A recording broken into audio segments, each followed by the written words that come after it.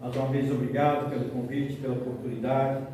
Vamos elevar nosso pensamento, mentalizando o nosso Mestre Maior, por esta noite abençoada, que com certeza será tocada nos nossos corações, por esses ensinamentos de luz, porque o nosso Mestre nada mais é do que a verdadeira luz.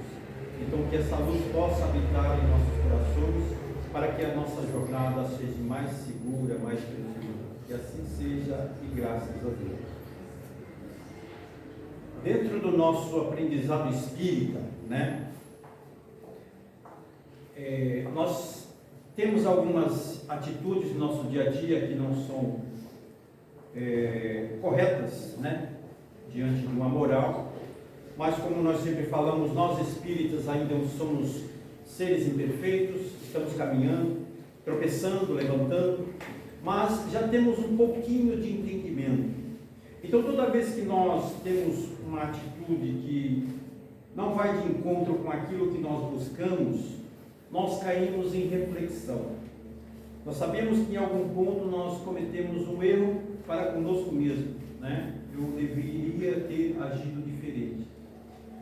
E dentro dessas reflexões baseadas no estudo da doutrina, nós percebemos que há bem pouco tempo atrás, um século ou dois, nós nos questionamos como é que era a nossa postura nesse tempo. Porque nós trabalhamos dentro do quê? Da imortalidade. Então, um século ou dois para trás, não é nada. Então, se hoje, em alguns momentos, raros que seja, nós temos uma postura que não vai de encontro com aquilo que nós buscamos, como é que éramos há um século ou dois atrás? E aí nós começamos a entender que eu estou bem. Eu estou bem. Em alguns momentos eu cometo esse deslize, mas hoje eu já consigo me corrigir. Que interessante. O nome disso é evolução. Então estamos melhorando? Com certeza. Com toda certeza. Estamos bem melhores do que há um século ou dois atrás. Mas precisamos melhorar muito. É por isso que falamos do nosso Mestre, porque ele nos direciona para frente. O que passou, passou. Então o nosso foco é lá adiante. Por isso que falamos da luz, Quando o caminho está iluminado, nós caminhamos com mais segurança. E é isso que a doutrina traz em nossos corações. Então, se o nosso foco é adiante, nós precisamos todos os dias, sim, monitorar a nossa fala e principalmente o nosso pensamento.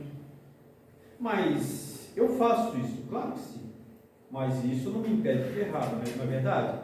Mas a questão não é cobrar-se se erra ou não. A questão é, como é que estou agindo nesta caminhada? Sendo que hoje já estou bem melhor do que ontem. E aí nós vamos de encontro ao quê? Aos nossos semelhantes. Quando nós falamos da caridade, A caridade é qualquer ato, no bem é caridade. Eu não preciso dar um prato de comida para fazer caridade. De repente o meu bom dia, o meu boa tarde, o meu boa noite, o meu vai com Deus, fica com Deus, Deus te abençoe. Isso é caridade. Eu estou desejando para o outro aquilo que toca o meu coração. Isso é caridade. Muitas vezes nós falamos, não adianta dar uma cesta básica se ali não está o coração. É só um gesto. Mas o importante não está contigo ali. E diante disso, então, nós vamos de encontro ao quê? Aos nossos irmãos que cruzam os nossos caminhos pelas ruas. Principalmente os pedintes. Como é que nós agimos diante dessas pessoas? Eu procuro sempre ajudar, dou um pão, uma moeda, ótimo. Estamos caminhando bem. Mas o meu ato ainda não envolve o meu amor. Sabe por quê? Porque toda vez que eu dou uma moeda, eu questiono. Será que é só eu? Ele vai usar droga. Ele vai beber. Ele vai fazer isso, aquilo. O que eu estou fazendo? Perante aqueles que me veem, nossa, ele é caridoso, mas perante a minha consciência, eu não estou fazendo nada de bom. Porque a questão é justamente essa. O meu julgamento perante o meu semelhante de nada vale, muito pelo contrário. Eu estou plantando uma sementinha que não é boa. e esta colheita será minha. E certa vez Jesus sai com os seus apóstolos para fazer o seu trabalho da divulgação da Boa Nova. E a primeira coisa que ele fala logo cedo é: cuidado com as críticas. Cuidado com o julgamento. A primeira palavra que Jesus fala de manhã para eles: preste atenção naquilo que vai nutrir pelo teu semelhante. Fizeram um trabalho, tudo certo, e à noite se reuniram na casa de Simão Pedro. E o tema era justamente esse: como eu posso ajudar o meu próximo sem criticar? E aí, Mateus, estava um pouco inquieto, e ele comenta: é difícil não criticar. E ele fala isso com toda a lealdade, porque a todo instante a criatura humana de meia educação é levada a emitir pareceres na atividade comum. Então, no nosso dia a dia, nós estamos sempre questionando as pessoas. Já se passou a ser uma coisa tão natural que nós não percebemos e não vemos maldade nisso. Porque esse julgamento nós não temos como maldade, não estamos nutrindo maldade, mas estamos pensando de uma forma negativa. E aí André também concordava com a fala do amigo e fala também muito franco: não é fácil agir com aceito sem analisar cuidadosamente. Então, tudo aquilo que nós fazemos para o semelhante, existe um critério, não é assim? Eu vou fazer isso, mas eu vou fazer aquilo, mas. Então nós precisamos entender que a lição não é para ele, ela é para nós. E se essas pessoas nos dão a oportunidade de exercitar esta caridade verdadeira que vem do nosso coração, é por misericórdia de Deus que elas aparecem no nosso caminho, para que nós possamos exercitar aquilo que acreditamos que aprendemos, mas ainda não estamos conseguindo colocar em prática. Mas com certeza, como nós somos persistentes, nós vamos conseguir sim, né? Então, mas eu tenho a eternidade? Depende. O que é a eternidade? A eternidade é algo bom, né? Pelo menos é isso que os benfeitores nos ensinam. Mas ela se torna boa quando nós temos iniciativas boas hoje, porque senão nós vamos colher o que amanhã? O tempo vai passar e em algum tempo nós vamos falar: se eu soubesse, eu sabia, eu só tive preguiça de colocar em prática. Mas Jesus ouve todos os questionamentos, né? E diz assim: inegavelmente, homem algum poderá cumprir o mandado que lhe cabe no plano divino da vida. A nossa vida é uma dádiva, ela é maravilhosa. Nós vemos as pessoas questionar a vida porque não estão percebendo o que estão falando. A vida é maravilhosa. E ele diz aqui: sem vigiar no caminho em que se movimenta sob os princípios da honestidade. Então, como é que eu posso ser honesto? Primeiro, para me ser honesto com alguém, eu preciso ser honesto para comigo mesmo. Então, se eu falo algo que não vivo, eu não estou sendo honesto comigo mesmo. Mas você está enganando as pessoas? Não, estou enganando a mim mesmo. Porque eu passo a exercitar isso se torna um hábito, e esse hábito se torna um vício.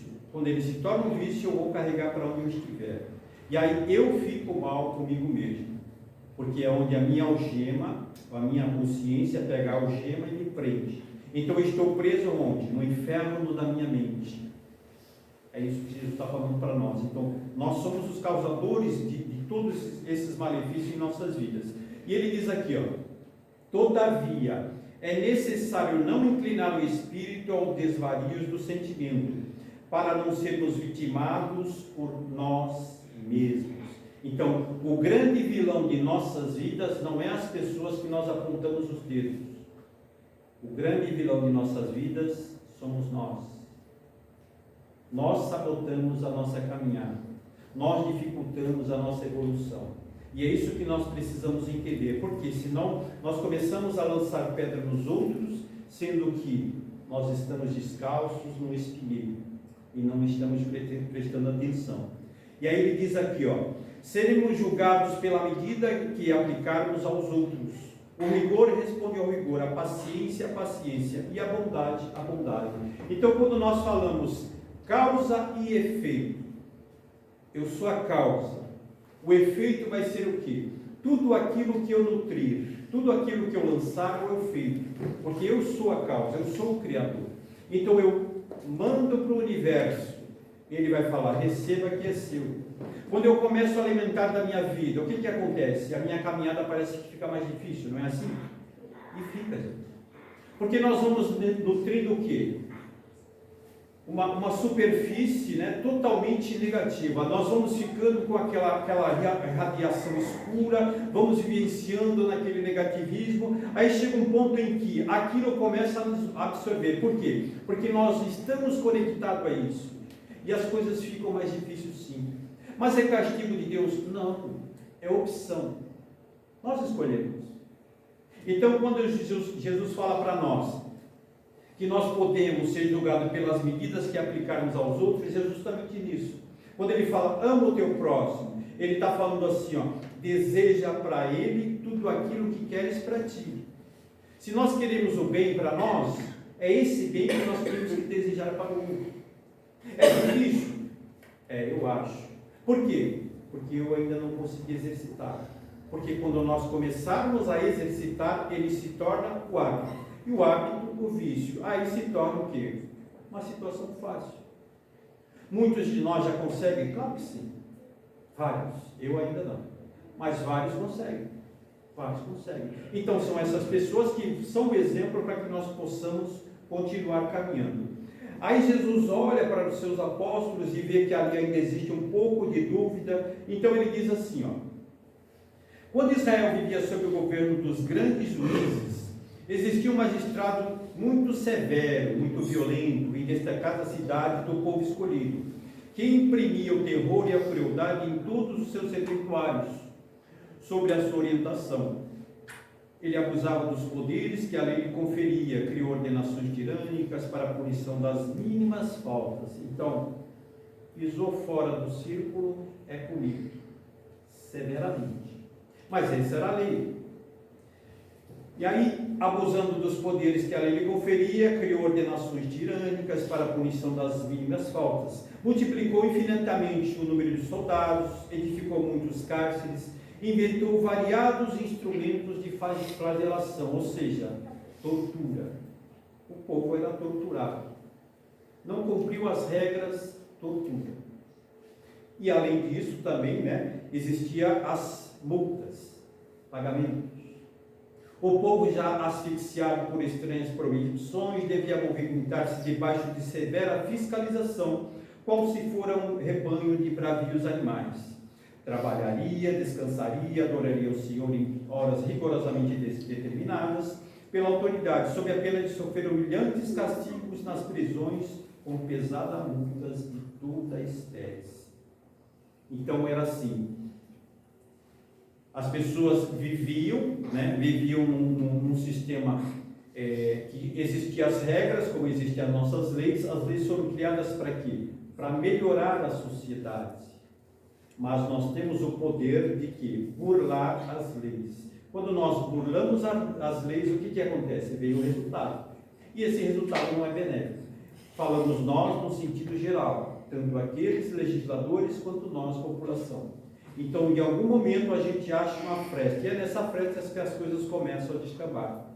Existe punição? Para alguns, sim. E para outros? Eles acreditam que não. Mas a vida segue, não é assim? Então, se bem mandava o juiz,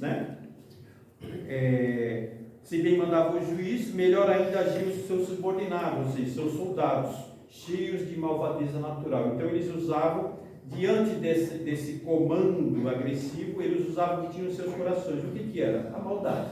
Então, a lei favorecia eles para que fossem também severos. E assim foi que, certa vez, esse magistrado dirigiu-se, altas horas da noite, à casa de um filho que estava enfermo. No caminho, ele foi aprisionado. e sem qualquer consideração por um grupo de guardas que estavam bêbados e totalmente inconscientes. E eles conduziram à prisão. Esse magistrado, tentou se apresentar, tentou mostrar ali suas insígnias, tentou dizer quem era, mas os soldados simplesmente o ignoraram, porque o confundiram com um ladrão que estava sendo muito procurado na região. Ele foi espancado e depois ele foi levado ao cárcere. E os soldados falaram para ele: estamos apenas seguindo aquilo que o grande juiz nos manda, sem perceber que ele era um juiz. Passou a noite toda aquele constrangimento e tal. Somente no dia imediato foi desfeito o equívoco, quando o infeliz homem público já havia sofrido a aplicação das penas que a sua autoridade estabelecera para os outros. Ou seja, ele provou do próprio veneno. Olha nós aí. Ele provou do próprio veneno. Depois desses questionamentos, ele percebeu, já muito atribulado, então, que era perigoso transmitir o poder a subalternos que ainda estavam brutalizados e ignorantes, percebendo que a justiça construtiva e santificante é aquela que retifica, ajudando e educando na preparação do reino do amor entre as criaturas humanas. Desde essas ocorrências, a cidade adquiriu um outro modo de ser, porque aquele juiz que tinha sido reformado pela sua própria dor, embora prosseguisse atento às suas funções que o competiam, ergueu sobre o seu tribunal, a benefício de todos, o coração de um pai compreensível e amoroso.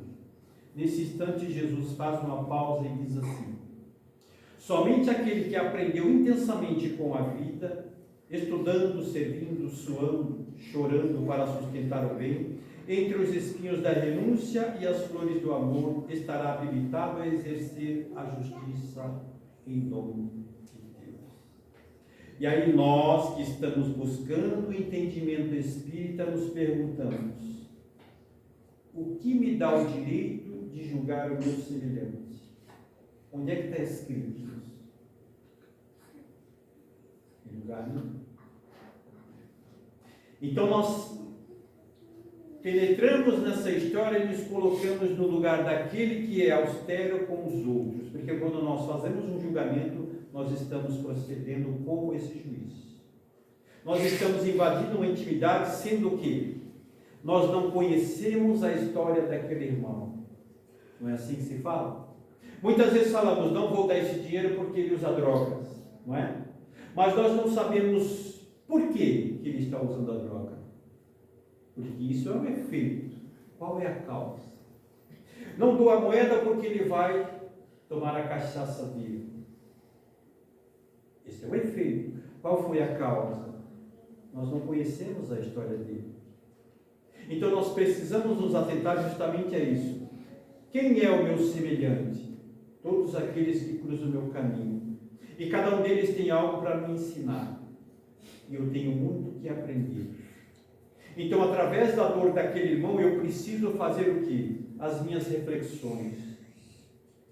Sabe-se lá um dia se eu também não passei pela mesma situação? Sabe-se lá um dia também se eu não fui um juiz austero? Sabe-se lá um dia que se eu também não fui um político corrupto? Nós não conhecemos a nossa história. E Jesus está nos chamando a atenção justamente para isso, para que nós façamos as reflexões em nós e não no outro. O outro nada mais é do que a oportunidade de nós entendermos o que o Cristo está me falando. Qual é a proposta que ele tem para mim? Se ele fala de amor, de perdão, bom, a proposta dele é que eu me torne uma criatura melhor, não é isso? Mas como eu posso me tornar uma criatura melhor no mundo desse todo turbulento? Aí que entra a lição. Porque se nós tivéssemos aprendido a lição, com certeza não estaríamos aqui neste mundo turbulento, não é verdade? Então, se nós estamos aqui, é porque ainda necessitamos da lição. Não chamamos a Terra de um planeta escola? Que está num processo de regeneração, ou seja, nós estamos ali no meio de campo. Estamos aqui, estamos lá, mas não temos a certeza. Aqui nós temos a certeza, mas vamos ficar aqui por quanto tempo? Seremos escolhidos? Depende. Como é que é essa escolha? É pelos méritos que adquiri ou é favorecimento? Se for favorecimento, não irei nunca. Por quê? Porque na lei de Deus não existe favorecimento, existe mérito. Então, tudo aquilo que buscarmos vai fazer o quê? Desenvolver o méritos. E é o que nós buscamos durante todas essas reencarnações que estamos vivenciando. Méritos. Então, se hoje estamos aqui dentro de uma seara espírita, é por mérito. Não fomos jogados aqui, casualmente. Estamos aqui porque temos um propósito em comum. Nos tornarmos criaturas melhores. E essa é a proposta. E nós, espíritas, temos uma responsabilidade a mais. Ser exemplo? Não. Passar o exemplo. Porque ainda somos espíritos falhos. Mas isso não nos dá o direito de desistir. Muito pelo contrário. Nós temos que persistir cada vez mais. Porque nós já conseguimos sentir este abraço fraterno dos nossos amigos benfeitores. Porque cada vez que nós nos direcionamos para um trabalho dentro da seara espírita, nós estamos envolvendo grandes responsabilidades sobre almas, começando pela nossa. É mérito. Fazer o bem para o semelhante é mérito. Como ele diz aqui, não se pode confiar num trabalho mais responsável a quem está despreparado, não é assim? Então, se nós estamos diante de uma casa, é porque estamos preparados. Não estamos perfeitos, estamos preparados. E todo aquele que vem dentro da seara espírita de buscar o conhecimento da doutrina, tem responsabilidade sim. Sabe por quê? Porque quando o grupo faz um convite para um grupo de estudo, as pessoas vêm pelo encanto, se empolgam, fica um dia, dois, no terceiro ela não volta. Por quê? Porque ela vê que a responsabilidade começa por ela mesma. Então, eu preciso me reestruturar para entender a proposta de Jesus na minha vida. Se a proposta de Jesus na minha vida é ajudar o meu semelhante, eu preciso estar preparado para isso. É quando eu começo a entender que meu julgamento perante o outro de nada vale. Eu preciso julgar, sim, a mim mesmo. Eu poderia ter feito melhor, sim.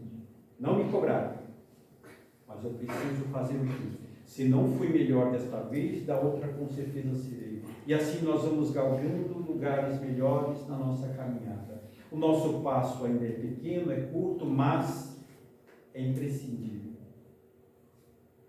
O passo que nós damos pequeno, ele é seguro. E é assim que nós caminhamos adiante. Não temos pressa, mas queremos fazer a coisa certa. Então, a proposta de Jesus para as nossas vidas é justamente essa. Ele não vai jogar uma rede e sair pegando ninguém. Ele vai ligar corações. Os corações que estiver com a luz voltada para o semelhante, esses serão os trabalhadores da última hora. Esses farão a diferença nesse momento que estamos vivendo. Porque a hora é agora. O que vemos aí fora é normal. Mas a terra está um caos. Sempre teve. Sempre teve. Mas está acontecendo. Mas morre muita gente. Claro que morre. A população aumentou. Mas é tudo mais, gente. É o processo. Agora não cabe a nós nos lamentarmos daquilo que ainda não entendemos. Cabe a nós, sim, fazermos o nosso guiãozinho da melhor forma possível. Unir as nossas forças, vibrar, orar, doar para o semelhante o melhor que temos. E o melhor que temos vem de Deus. E se chama amor. Todos nós carregamos essa centelha no coração. Se algumas ainda não eclodiram, é porque não tiveram oportunidade. Mas nós caminhamos para a luz. E é para a luz que nós chegaremos. Então, não vamos desistir, não vamos desacreditar, mas vamos olhar sim. Antes de julgar o nosso semelhante, observe aquela pessoa. Ali existe uma história, ali existe uma vida, ali existe uma dor, ali existe uma experiência. E é só Deus, e mais ninguém. Como nós carregamos nossas experiências, elas são nossas, e mais ninguém. Agora nós podemos usá-las para o bem e para o mal. Se são experiências, com certeza, é para que nós possamos usar para o melhor. E é assim que nós temos que pensar. Porque teremos mais oportunidades lá adiante. E a vida é isso. Cada dia é uma bênção. Cada dia é uma oportunidade. E cada pessoa que cruza o nosso caminho é Deus nos falando: olha, tem mais um aí. Vamos? O convite é esse. Então, independente de crença, de religião, o que habita no nosso coração é o amor de Deus. E esse amor nós precisamos aprender a passar adiante. Porque quanto mais nós passarmos adiante, mais nós vamos entender a proposta da nossa vida, que é crescer, evoluir e retornar quantas vezes for necessário para este mundo abençoado que se chama planeta Terra. Essa é a nossa mensagem de hoje. Esperamos que todos tenham entendido, que as nossas reflexões se façam não perante o outro, mas perante nós. No nosso momento hoje de repousar, conversemos com o nosso mentor, com os protetores, o que Jesus espera de mim. E a resposta vai vir: que tu dê somente aquilo que habita no teu coração, o amor. Que a paz esteja com todos. Vamos fazer uma oração? Elevamos os nossos pensamentos em gratidão, agradecendo ao mentor desta Serra bendita, a este bom amigo que nos recebe sempre de braços abertos, agradecendo a esta espiritualidade amiga que já sabe a necessidade de cada um de nós, agradecendo a Ti, Mestre Jesus, pelo Teu Evangelho de luz em nossas vidas, pelos Teus exemplos, pelos Teus ensinamentos. Obrigado, Mestre, por confiar em nós, trabalho tão edificante. E agradecer a Ti, Deus, nosso Pai, por mais um dia de vida, por mais um dia de oportunidades, que possamos nós, em mais esta noite, levar em nossos corações todo este amor que aqui recebemos. Que assim seja, graças a Deus e graças a Jesus. Muita paz.